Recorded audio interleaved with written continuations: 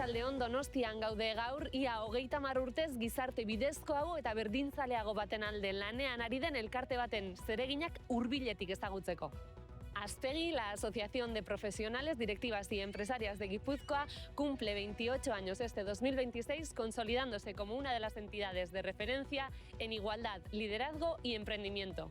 Pero, ¿qué hay realmente detrás de estas siglas? Nola isladatuna haien eguneroko jarduna eta zein da Gipuzkoako gizartean duen inpaktu erreala? Hori guztia ezagutzeko, haien bulegoetara gerturatu gara. Estamos ya en las oficinas de Aspegi, donde durante el último año se han organizado, gestionado y diseñado 69 actividades, encuentros y proyectos. Solo durante el último año, 1.373 personas han participado en los encuentros y actividades organizados por la asociación. Además, en los 2 últimos años, Aspegi ha incrementado su actividad en un 53% y ha experimentado un crecimiento anual de socias superior al 22%. Gure helburua esparru profesionalean berdintasuna lortzea da, eta horretarako emakume profesional, zuzendari eta enpresaburuen lanak ikustarazten ditugu, eta beraientzat benetako aukerak sortzen ditugu. El impacto de este trabajo es claro. El 55% de las actividades de Aspegi contribuye directamente a la visibilización y al reconocimiento de las mujeres empresarias, profesionales y directivas. El 38% impulsa a las mujeres emprendedoras y un 15% tiene un impacto directo en la juventud. Baina bada guzti hau laburbiltzen duen datu bat. Aspegiren jardueraren 100% gizarte bidezkoago eta berdinzaleago bat eraikitzera bideratuta dago. Eta guzti horrek hitzordu berezia du gaur. Estamos en Miramón, donde en unos instantes comenzará la 11ª edición de los Premios Aspegi, una edición muy especial, la 10+1, que simboliza que este espacio sigue creciendo y que siempre hay espacio para nuevas voces. Goazen barrura. Porque en Aspegi las mujeres cuentan sus experiencias, cuentan sus retos y ambiciones y sobre todo son escuchadas. Aquí cuentas, hemen bazara, Aspegi sariak, 10 gehi bat edizioa.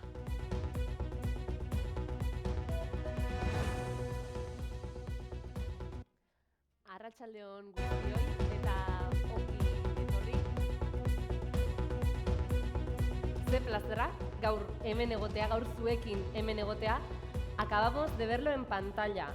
Un crecimiento del 53% en actividad, más de 1.300 mujeres participando y moviendo los cimientos de nuestro territorio y muchas de ellas os encontráis hoy aquí. Izan ere,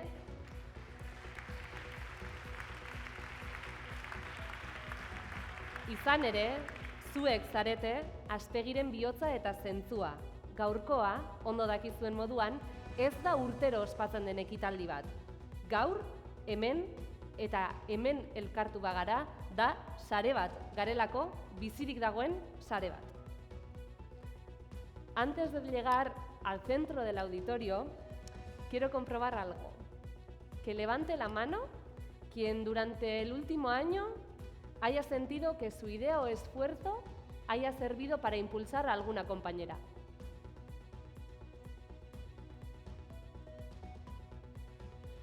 Begira ezazue zuen ingurura, eskuak altxatuta dituzuela eta begiratu pantailara, horixe da Aspegi. Hori da gure indarra. Ze bai, aquí cuentas, hemen bazara. Eta orain bai, bienvenidas, bienvenidos a esta edición 10+1 de los Premios Aspegi, la Asociación de Profesionales, Empresarias y Directivas de Guipúzcoa. Sí, habéis escuchado bien, he dicho 10+1. Y no es casualidad. El 10 es la base que hemos construido juntas, 10 años celebrando estos premios y casi 30 de actividad. Pero la fuerza está en ese +1. Y ese +1 eres tú. Y tú, y tú. Sois todas vosotras, que habéis decidido asociaros, liderar un proyecto, dar el salto de valor o simplemente apoyarnos en nuestras actividades y propósitos. Es esa voz individual que al sumarse a la red se multiplica. Gehi bat hori da zure indarra, zure talentua eta zure ekarpena. Izan ere, leku batzuetan egoten gara, leku batean gaude. Baina badira beste espazio batzuk non izan garen. Eta hori da aspegi. Hori da gaur aldarrikatu nahi duguna.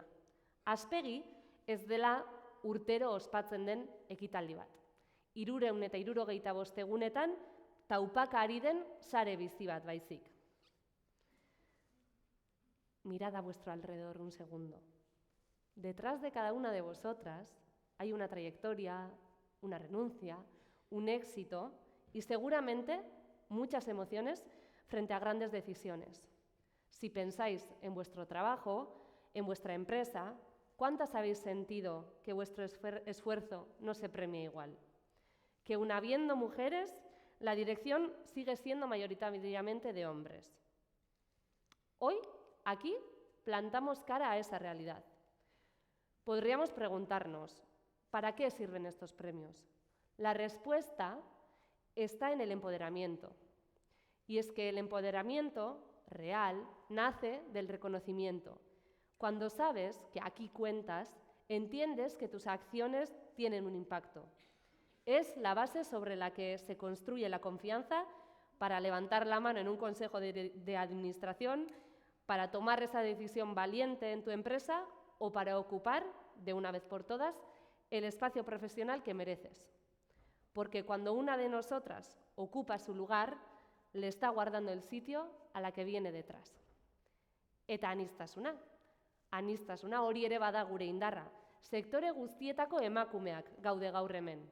Industriakoak, teknologiakoak, zerbitzuetakoak, kulturakoak eta abar luze bat. Bakoitzak bere gehi bat hori ekartzen du, hori ematen dio taldeari. Eta guztion artean, gizarte hau eraldatzen duen korrontea osatzen dugu. Los premios Aspegi son la celebración anual de lo que este lema promete cada día. No celebramos solo un éxito puntual. Celebramos una filosofía de reconocimiento, oportunidades y de una red de apoyo. Gaur, bi ibilbide ospatuko ditugu. Bi emakume inspiratzaile, gure 10 gehi bat eredu horren parte direnak. Baina haien bidez, zu ere ospatuko zaitugu. Eta gu ere ospatuko gara. Nos celebraremos a nosotras, las mujeres. Txalo bat guretzat, emakumeontzat.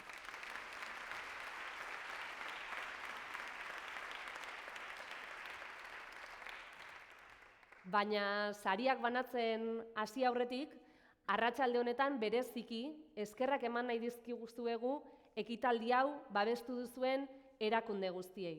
Zuek gabe hau ez litzatekeelako posible. Y seguimos adelante porque, como en toda buena cobertura informativa, debemos dar paso a quienes marcan la agenda y lideran las políticas de transformación. Erakunden gaurkotasunera hurbilduko gara, eta horretarako nire lekua hartzera gonbidatuko dut Teknologia Parkeko presidente eta baita Teknologia Berrikuntza eta Eraldaketa Digitaleko sailburu orde den Jaione Ganzarain Epelde anderea. Txalo bero bat.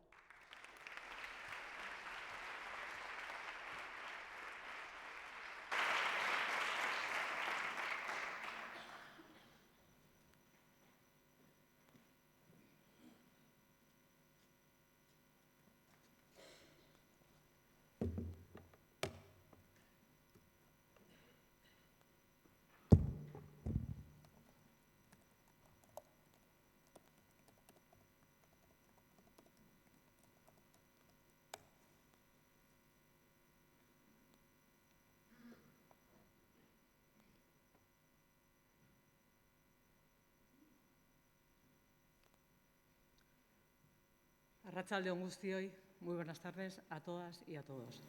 Hasteko, nire agur berezia Eusko Legebiltzarreko lehendakariari, lehendakari ordeari, Gipuzkoako diputatu nagusiari eta Donostiako alkateari ere. Eta gaur gurekin dauden herri agintari guztioi eta gizarteko ordezkari guztiei. Eskerrik asko hemen egoteagatik, gure lurraldeko emakumeen lidergoa aitortu ikusarazi eta ospatzen duen jardunaldi honetara. Es un honor participar en esta nueva edición de los Premios Aspegi, en un encuentro que se ha consolidado como un referente en Guipúzcoa y en Euskadi, para reconocer la contribución de las mujeres que transformamos, impulsamos y abrimos camino. Hoy nos reunimos no solo para celebrar trayectorias individuales, que también, sino para afirmar una idea profundamente colectiva. No hay competitividad, ni innovación, ni tampoco futuro económico sin el talento de las mujeres. Quiero agradecer a Aspegui y a todas sus socias por el trabajo constante que realizáis desde 1998. Habéis tejido una red sólida, humana y muy valiente que acompaña, inspira y empodera a las mujeres empresarias, directivas y profesionales. Habéis demostrado que la igualdad real no avanza sola, avanza cuando hay organizaciones que se comprometen, cuando hay asociaciones que lideran y hay referentes que muestran el camino. No solo es principio ético y social, sino también es una condición para el desarrollo industrial y tecnológico de Euskadi. Y así lo recoge nuestro Plan Industrial Euskadi 2030, que sitúa entre sus prioridades atraer y desarrollar nuevo talento para fortalecer nuestra industria. Y en este reto, la incorporación, la promoción y el liderazgo de las mujeres no es una opción, es una necesidad estratégica. Aurten, epaimahaiak bi emakumeren lana goraipatu nahi izan du. Lidergorako eta eraldaketarako gaitasun horren adibide baitira. Eider Sánchez, Lelena, Premio Aspegui, categoría empresarial. Cofundadora y CEO de Naru, empresa parque que aplica inteligencia artificial y Big Data al ámbito sanitario, especialmente en el ámbito de la oncología. Representa la unión entre conocimiento científico, innovación tecnológica e impacto social. Eta Leire Mugarza, Premio Aspegui, categoría directiva profesional. Eroskiko Kontseilu Errektoreko presidentea 2012tik eta 2022tik Mondragoneko Kongresuko eta Batzorde Iraunkorreko presidentea. Gure lurraldeko kooperatibismoarekiko, ekonomia sozialarekiko eta enpresa garapenarekiko konpromiso sendoa simbolizatzen du. Beraien ibilbideak, bata osasun arloko berrikuntzari lotuta, bestea kooperatibismoari, inspirazioa eta eredua ematen duten adibide garbiak dira. Zorionak Eider, zorionak Leire. Y hablando de referentes, hoy quiero citar a una mujer cuya mirada científica nos ayuda a entender por qué actos como este son tan importantes. Elena Matute, psicóloga e investigadora vasca reconocida internacionalmente. Sus estudios así lo demostraban, que las personas construimos creencias realmente profundamente iluminadoras. Y ha existido la creencia de que la industria y la tecnología eran espacios masculinos y no para nosotras. Una creencia socialmente extendida, pero científicamente infundada. Las mujeres han estado, están y estaremos en la industria, liderando grandes proyectos, generando conocimiento y construyendo competitividad. Como decía también Daniel Kahneman, aquello que creemos acaba trazando el camino por el que caminamos. Como ingeniera industrial y doctora en ingeniería, y tras mi experiencia en el ámbito tecnológico e industrial y actualmente en el Gobierno, sé bien que el talento no entiende de géneros, pero también sé que las oportunidades no siempre han sido iguales.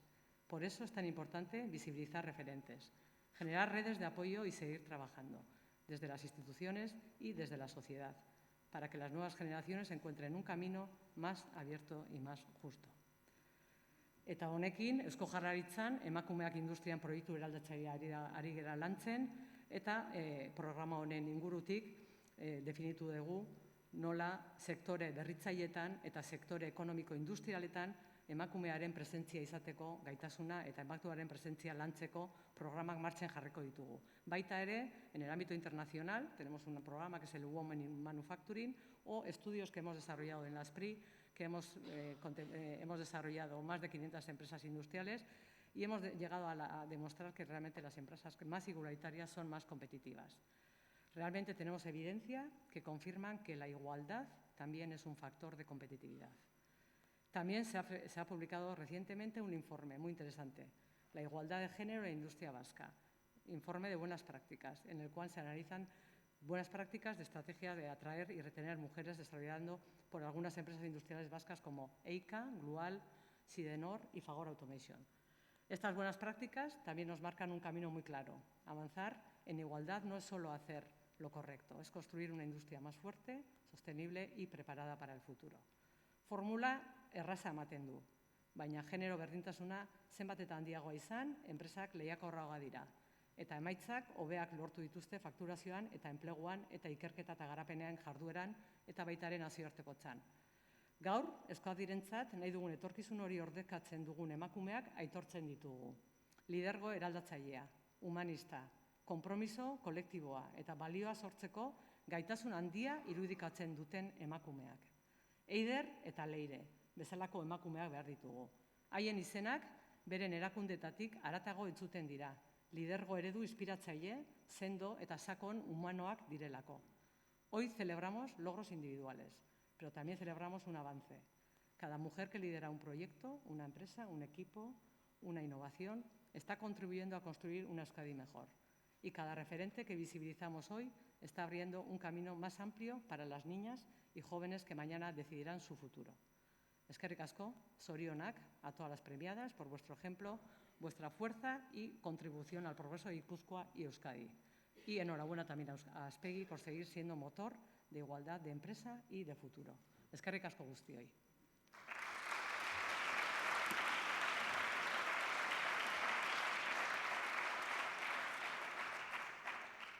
Mila esker, Ganzarain Andrea. Continuamos con la voz que articula esta red los 365 días del año. Ella sabe mejor que nadie que cuando las voces se unen, la transformación se acelera. Aspegiko lehendakariaren txanda da. Iratxe Pascual, zurea da hitza, txalo bero bat.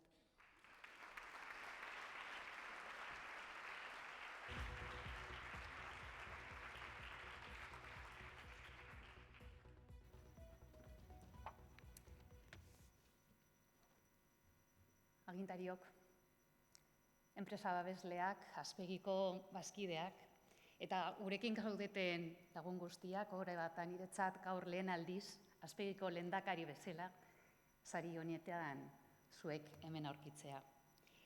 Hore handia da, 10 urte gehi baina, 10 urte gehi baina, 10 urte gehi bat,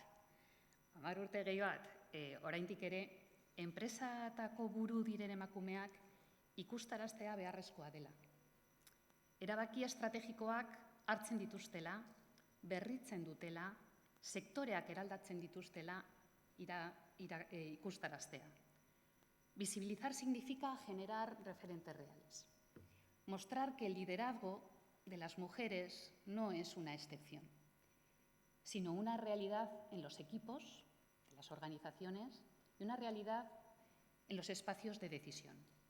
El año pasado, cuando celebrábamos estos premios, justo el mundo asistía al inicio de una nueva administración en Estados Unidos, que prometía desmantelar todas las políticas de igualdad corporativas.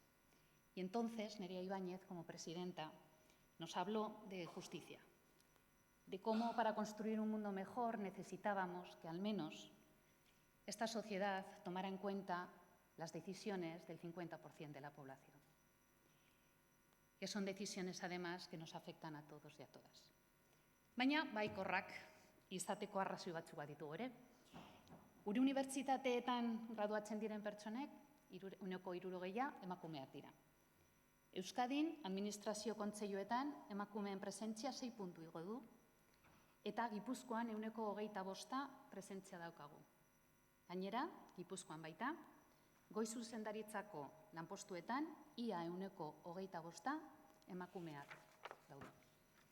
Datu horiek duela hamarkada bat, eskura ezinak ziruditen. Pero aquí viene la reflexión que quiero compartir con todas y con todos, que es, todas las proyecciones serias nos dicen que al ritmo actual necesitaríamos todavía 138 años para conseguir la igualdad real. Pensad en vuestras hijas, en nuestras nietas. Ninguna de ellas, según estas estadísticas, verá una igualdad real en su vida laboral.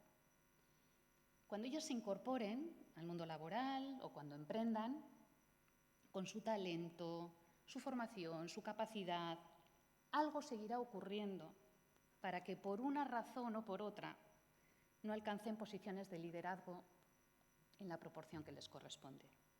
Y desde Aspegi nos preguntamos por qué. ¿Qué lo impide? ¿Qué factores hacen que haya un laberinto invisible y que se topen permanentemente con paredes y no con puertas abiertas, ¿no? Pero sobre todo nos preguntamos, ¿qué podemos hacer? Zer egin dezakegu, ze beharrezkoa den aldaketa azkartu behar dugu. Eta benetan abiadura behar dugula uste dut. Eta ez dut uste etikotik bakarrik esaten, baizik eta enpresa evidentzia sendoegatik.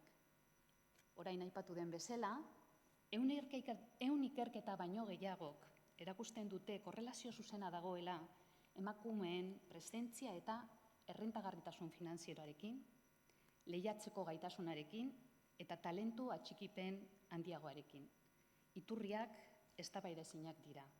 Harvard, Fondo Monetario Internacional, McKinsey, OIT, Leeds Unibertsitateak.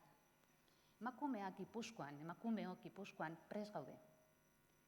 Tenemos todas las evidencias sobre su impacto positivo en las empresas, en la competitividad. Tenemos una oportunidad clara de diferenciación estratégica en las empresas, en el territorio, y sin embargo los datos nos muestran que por distintas razones, conscientes o no, estamos dejando pasar una ventaja competitiva. Y esta es la pregunta que creo que es la clave y que quiero que nos hagamos. ¿Realmente somos conscientes? Porque todo proceso de cambio empieza por cobrar conciencia de que el cambio es necesario. En nuestra sociedad intuyo que la mayoría nos consideramos personas igualitarias en nuestras decisiones. Seguramente pensamos que ya estamos haciendo lo correcto. Pero si fuera así, los resultados serían diferentes. Tendríamos otros datos. Y lo que necesitamos, en mi opinión, es recuperar una conciencia activa, una intencionalidad real en nuestras decisiones. Y por eso celebro verdaderamente vuestra presencia aquí hoy, porque con vuestro apoyo a Aspegi estáis tomando una decisión intencional de actuar. Porque estos premios Aspegi son precisamente Amar Gehibat, Basara. Cada una de nosotras, cada uno de nosotros contamos aquí. Es la posibilidad de recordar que el cambio es posible, que no ocurre por inercia, sino por una acción deliberada. Tenemos la oportunidad de tomar decisiones y actuar de forma intencional. Aurten berriro ere, balio handiko bi profesional saritu ditugu, Eider eta Leire. Posiblea dela ere ospatzen dugu. Badaudela enpresa, profesional, lider batzuk ondo ari direla. Erabaki ausartak hartzen ari direla. Nahita.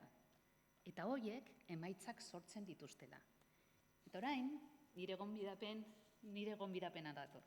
Nire interpelazio konstruktiboa. Si mañana cada persona de esta sala fuera capaz de trasladar este pensamiento en su empresa, en su organización, en su área de influencia, si mañana cada directivo y cada directiva, cada empresaria y cada empresario, cada responsable institucional aquí presente tomara una decisión intencionada, las empresas de Guipúzcoa no solo destacarían en sus sectores por innovación y competitividad, sino que nos convertiríamos en un referente internacional por ser una sociedad más justa y más rica. Eskerrik asko.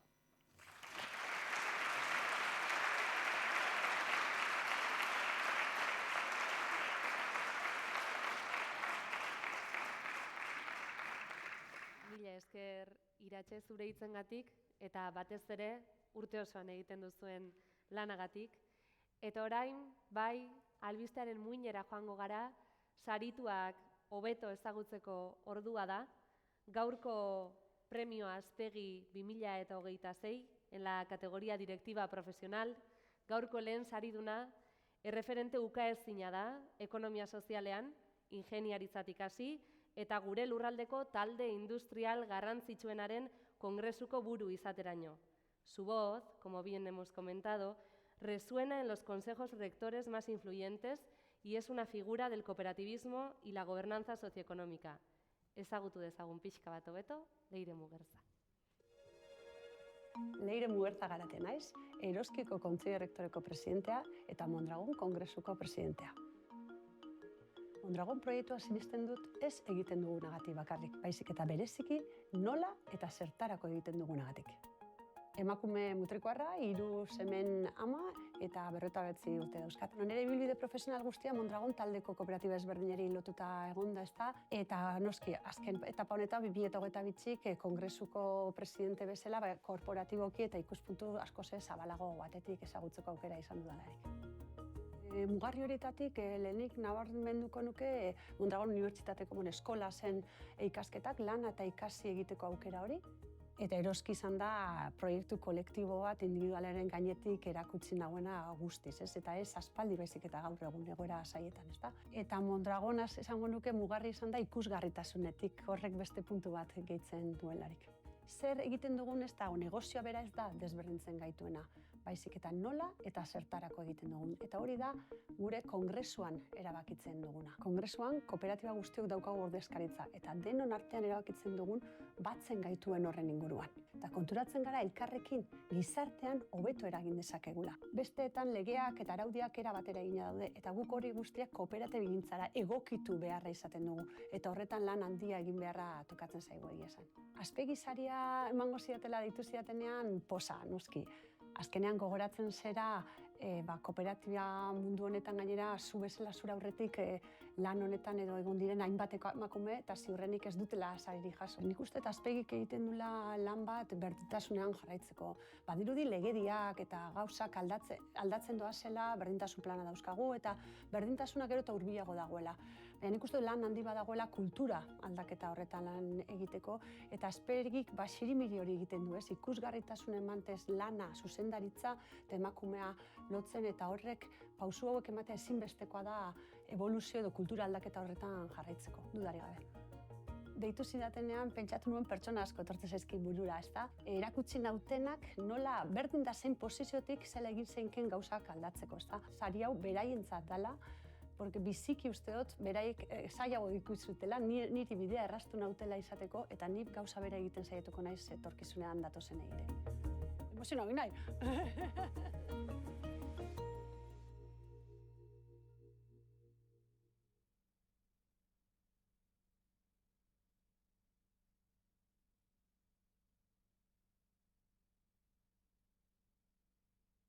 Saria jasotzera eta saria ematera hurbildu mesedez Ibone Bengoetxea Otaolea, Eusko Jaurlaritzako lehenengo lehendakariordea eta kultura eta hizkuntza politikako sailburua, eta berekin batera Ainara Iturbe Urreta Bizkaia, Laboral Kutxako Gipuzkoako enpresen arloko lankidea, bereiek ere txalo bero batekin hartuko ditugu.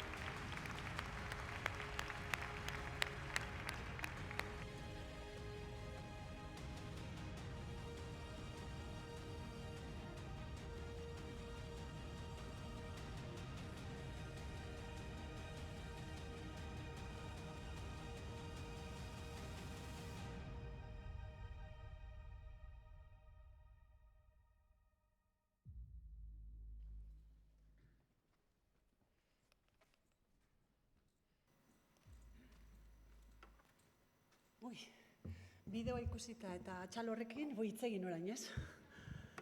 Bueno, lehenik eta behin nahiko nuke eskertu Azpegiri eta baita gu hemen egotea posible egin duzuen pertsona guzti hori.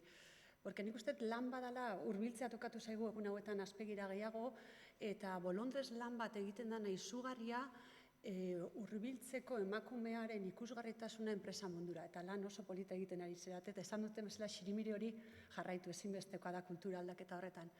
Eta bigarrenik zorendu nahi nuke baita Aiderri ezagutzeko aukera izan dute pertsona eta benetan zoragarria zara. Eta orain nire gauzak esan nahi ditut.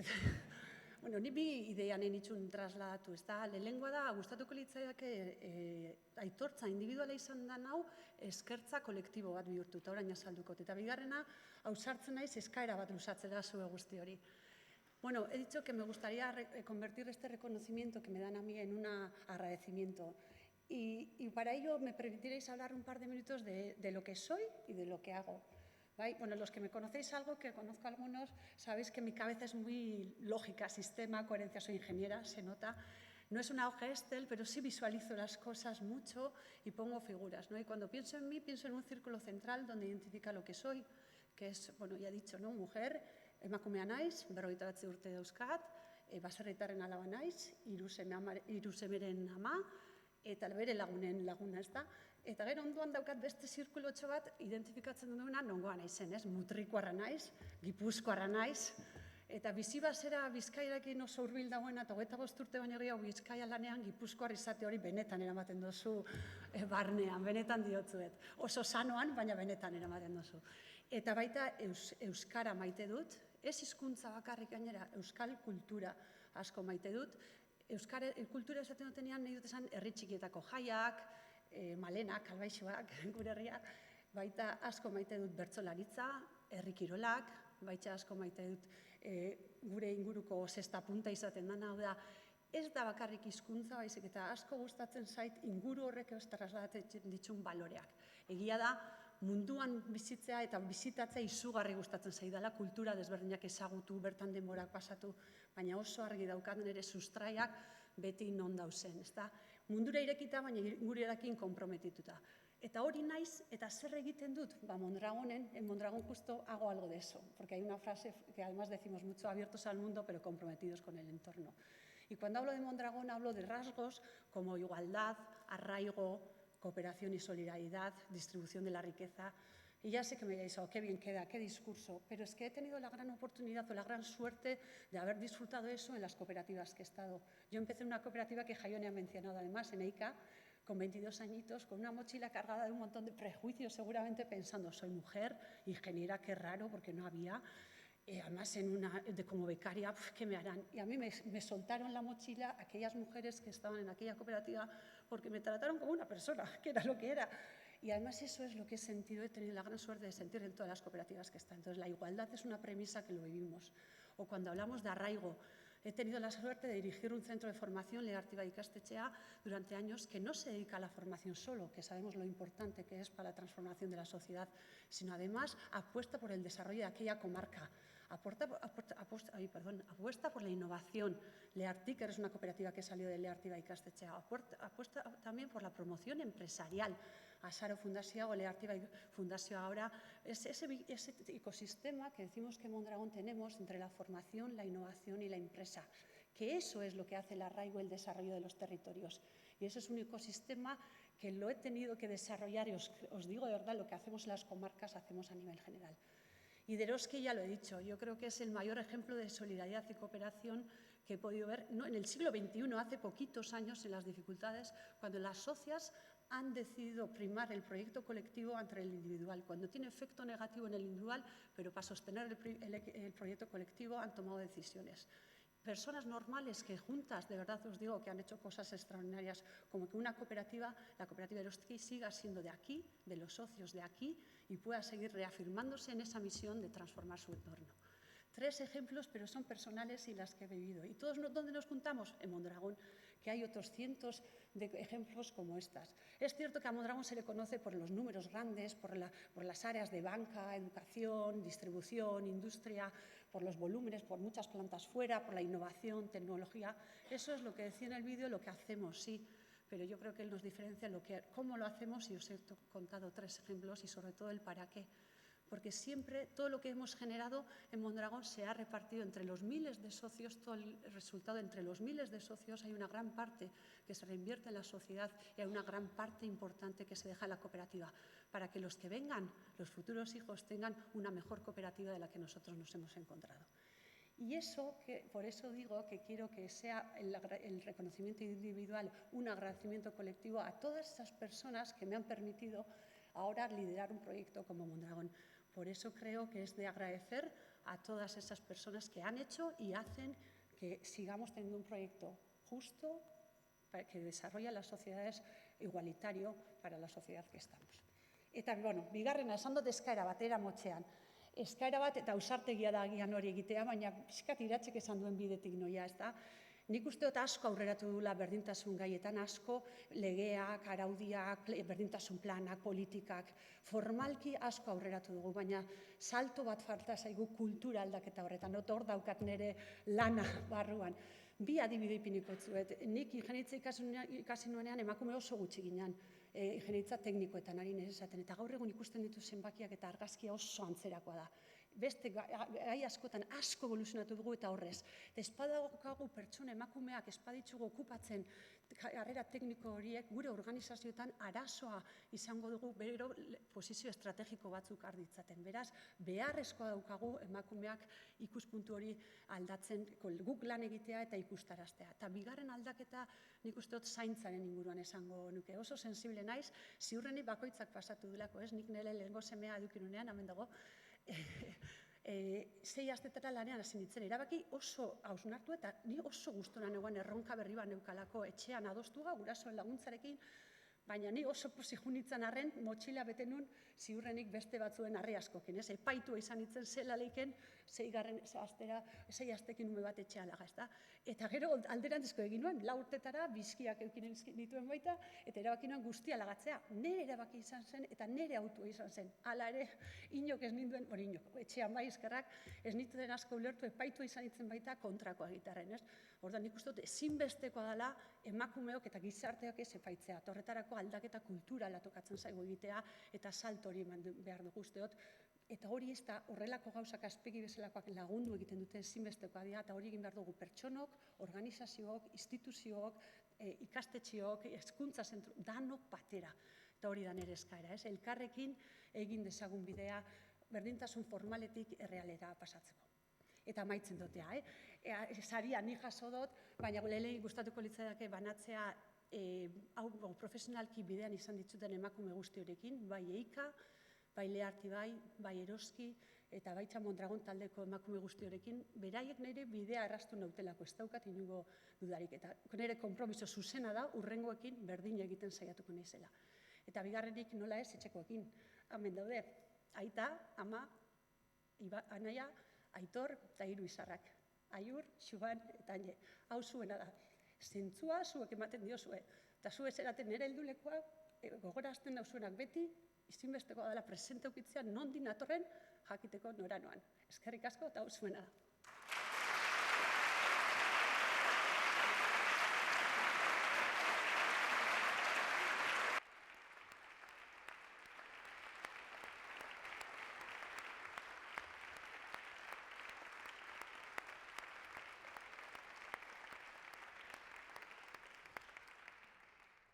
Bueno, Leirek ere esan du, ez? Emozionatu eginez. Gure aurrekoi aitortza, lurraldearekiko konpromisoa eta etorkizun hobe bati begira gizartea eraldatzeko konpromisoa. Horretarako gaude hemen eta bide horretan banatuko dugu gaurko bigarren saria ere. Enpresari saria berrikuntzak izen eta abizenak dituelako hemen, gure hurrengo saridunak etorkizuna oraina bihurtu duelako teknologia eta osasuna uztartuta. Hablamos de una mujer que en 2016 decidió que la inteligencia artificial debía estar al servicio de la vida. Con Naru ha creado herramientas que anticipan complicaciones en pacientes oncológicos, permitiendo una medicina más humana y personalizada. Ezagutu dezagun, Eider Sánchez. Eider Sánchez naiz, telekomunikazio ingenieria naiz, eta informatikan nire doktoretza egin nuen, medikuei erabakiak hartzen laguntzeko sistemetan, batez ere onkologian espezializatu nintzen. Nire bazkide den Maider Alberitxekin batera, ekitea erabaki genuen eta Naru sortzea. Ibilbide honetan, batez ere ekintzailetza prozesuan, mugarri handienak lehenengo kontratuak eta lehenengo babesak lortzen izan da. Zorionez, hasieratik gugan sinistu duten jendearekin egin dugu topo, eta babes hori, eta finantziaketa, klienteak eta kolaboratzaileak lortu ahal izan ditugu. Naru lo empezamos 2 personas en el 2017 y ahora lo forma un equipo de más de 20 personas, que tenemos como objetivo un objetivo doble. Por una parte, mejorar los resultados del paciente, reduciendo sus complicaciones y mejorando su seguimiento, sobre todo para pacientes oncológicos. Y por otro lado, tenemos tecnología capaz de aprender de todos los pacientes actuales y pasados para mejorar la atención y el seguimiento que va a realizarse a los pacientes futuros. Para ello hemos desarrollado una tecnología muy potente y hemos sabido también reenfocarla viendo nuevas oportunidades de mercado que nos han ayudado a crecer como empresa, y ahí es donde estamos en Naru en este momento.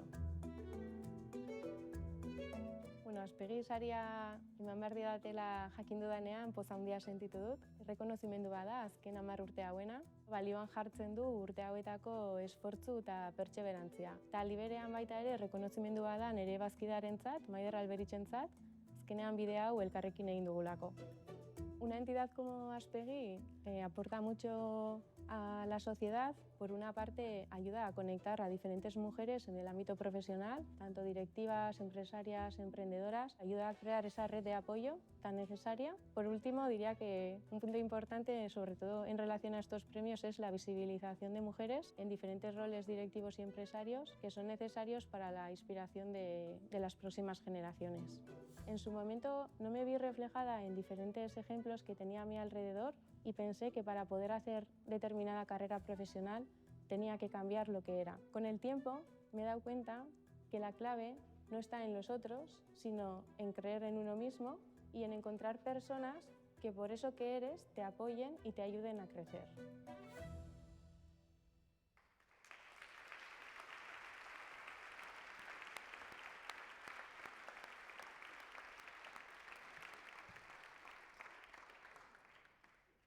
Badato Reider Sánchez eta saria banatzeko hurbildu Eider Mendoza Larrañaga diputatu nagusia eta Jon Insausti Maizterrena Donostiako alkatea. Txalo bero bat.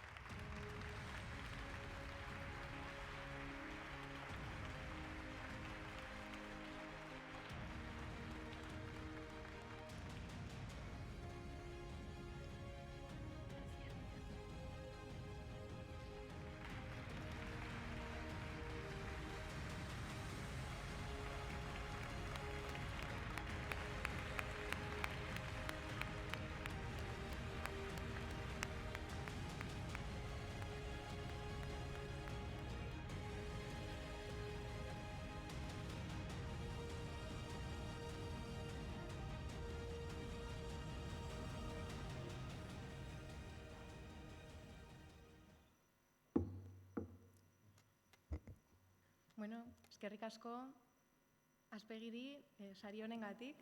Ja esan oso emozionatuta nago, azearetoa.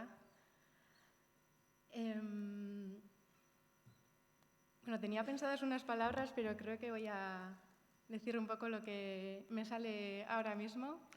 Estoy muy emocionada por este premio. Creo que es un gran reconocimiento a los últimos 10 años, al final, a todo ese trabajo.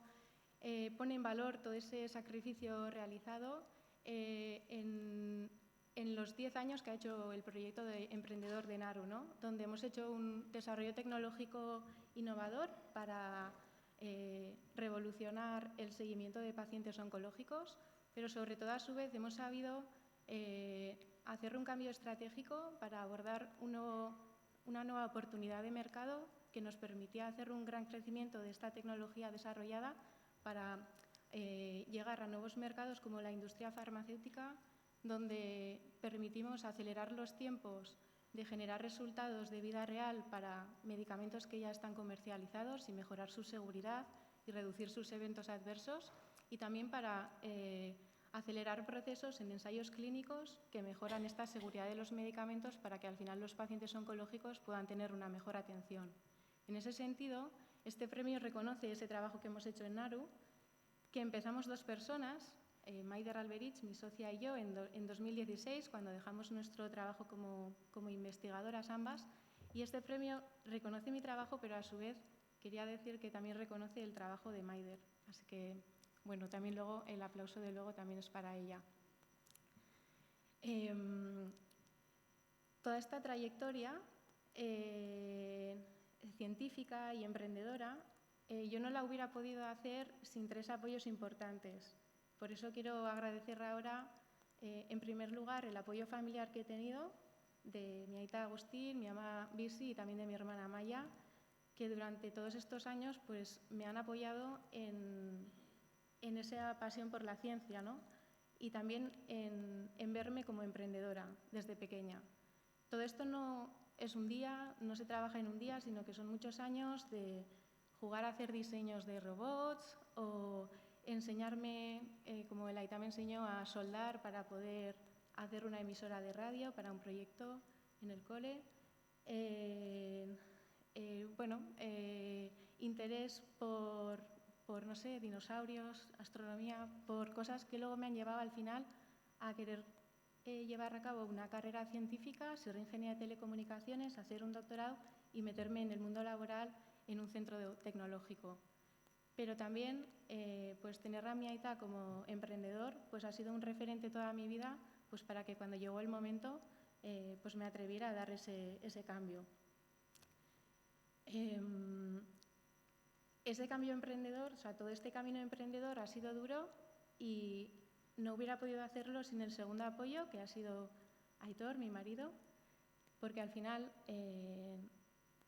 gracias a su apoyo incondicional en todo momento, incluso en ese primer momento de voy a dejar mi trabajo estable para emprender de cero algo, fue así, pero también quería subrayar la corresponsabilidad que ha tenido, ¿no? Que al final es importante, pues sobre todo en los últimos 2 años donde he sido madre, pues ha sido un factor muy importante para mí poder tener su apoyo y que haya cubierto cosas que me han permitido pues, poder conciliar bien mis responsabilidades laborales y familiares.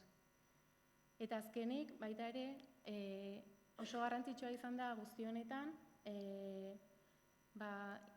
bazkide eta finantziadore eta inbertsoreen babesa, ez? Hasieratik lortu dugu nigan eta gugan sinitsi duten pertsonen babes hori, 2 inbertsio erronda egin ditugu, hemengo bazkideekin, eta baita ere eduki dugu apoio instituzional handia finantziaketarekin ekintzailetza prozesuaren hasieratik. Hemen ikusten ditut instituzio asko, Eusko Jaurlaritza, Foru Aldundia, Udaletxea eta Donostia Sustapena, Elkarri, azkenean babes horiek gabe gure proiektuaren hasiera horretan asko zailagoa izango genuke. Y bueno, no quiero terminar sin agradecer a Aspegi por el trabajo que hace, porque al final, cuando emprendí, pues sí que me faltaron referentes de mujeres emprendedoras que habían hecho esa carrera y en realidad pensaba que no había muchas, pero me he dado cuenta a través de Aspegi que no solo las hay, sino que hay una comunidad muy grande aquí en Guipúzcoa, mismamente, ¿no? Y bueno, la verdad que es un honor poder ser parte de estos premios que al final no dejan de ser una visibilización de estas realidades y espero que pues poder contribuir algo en que se pueda motivar a futuras generaciones pues a dar saltos para romper barreras actuales, ¿no? Actualmente, de cada 10 emprendedores, solo 2 son mujeres y bueno, creo que tenemos ahí pues un camino por recorrer y por mejorar. Así que nada, muchas gracias a todos.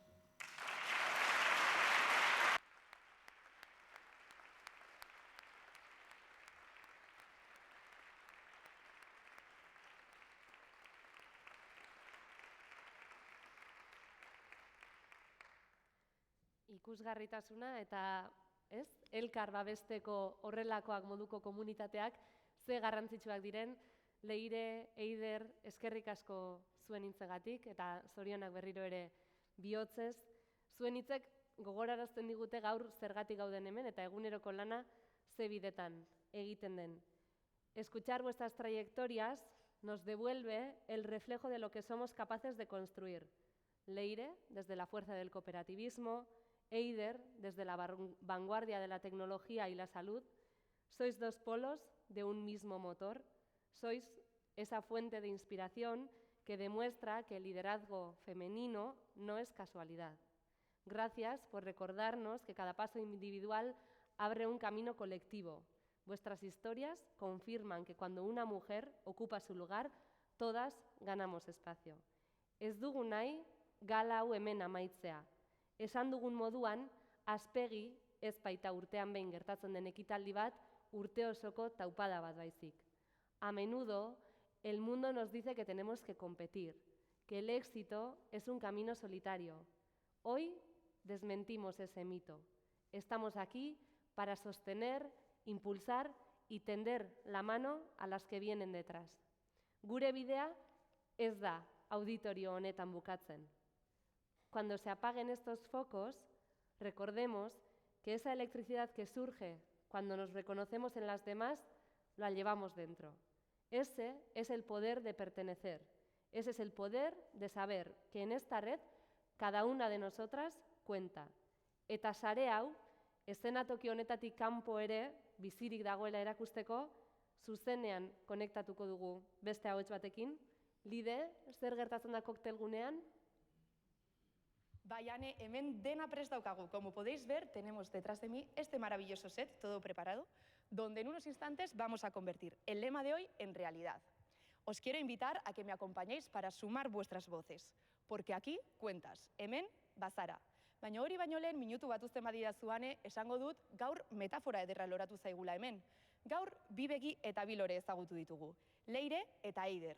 Mundua ikusteko bi begirada, ausartak eta inspiragarriak. Eta bi begirada horietatik, bi lore, haien ibilbidea. Izan ere, ahotsak batzen ditugunean, kantu ere bihurtzen dira. Bi begi bi lore, beldurrik gabe, dena ongi dago, zu bazaude. Bi begi bi lore, beldurrik gabe, dena ongi dago, zu bazaude. La la la la, la la la la la, la la la la la, la la la la, la la la la la, la la la la la, la la la la. Begirarekin hitz egin dezagun, ulertuko nauzu. Ederra dela hemen esnatzea, ez dezagun ahaztu. Biharrak zer dakar, iragarpenek asmatzen ez badute nola jakingo dugu. Nora ez aipar, aurre ikuspenik gabeko bidai hontan galdu nahi alduzu. Bi begi bi lore, beldurrik gabe, dena ongi dago, zu bazaude. Bi begi bi lore, beldurrik gabe, dena ongi dago, zu bazaude. La la la la la la, la la la la la, la la la la la, la la la la la, la la la la la, la la la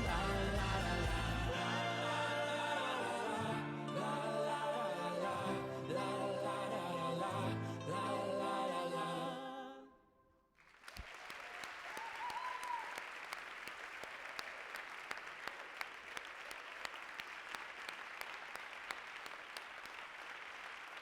Eskerrik asko bioi, abesti hau oparitzearren, eta mila esker berriro ere, denoi gaur hona hurbiltzearren, eta zorionak berriro ere, bihotzez gaurko saridunei. Orain, mesedez, lehen hilaran zaudeten hauek, etorri zaitezte ona, hurbildu zaitezte ona, argazki instituzionala ateratzeko, eta argazkitik libratu zaretenok, mila esker bihotzez, zuei ere hemen egoteagatik, eta zoazte koktelera bertan jarraituko dugu eta.